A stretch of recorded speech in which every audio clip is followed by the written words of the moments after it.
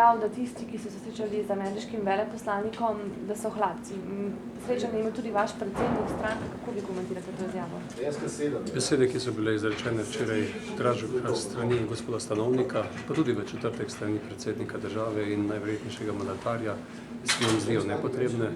Mislimo, da so tudi neprimerne in v ničemer ne koristijo k večji strpnosti v Sloveniji, k razvoju Slovenije, niti k hitrejši sestavi vlade, če je mogoče s tem tudi to mišljeno. Bojim pa se, da škodijo tudi ugledu Slovenije v tujini, predvsem v tistem delu svetovne politike, kateri se je Slovenija v zadnjih 20 letih zelo načrtno približevala. In mislim, da bi se lahko takšnih izjav tako visoki državni funkcionarji in pa ugledni ljudje vzdržali. Se vam zdi, da gre tu za pritiske na to, da bi tisti, ki so pač jeziček na tehnici, bili za Jankovićevo vlado? To vprašanje je za gospoda Stanovnika, komu je to namenil. Kot sem pa že dejal, mislim, da gre za povsem neprimeren način in sam v takšnih komunikacijah in na takšnem načinu pogovora tudi ne želim sodelovati.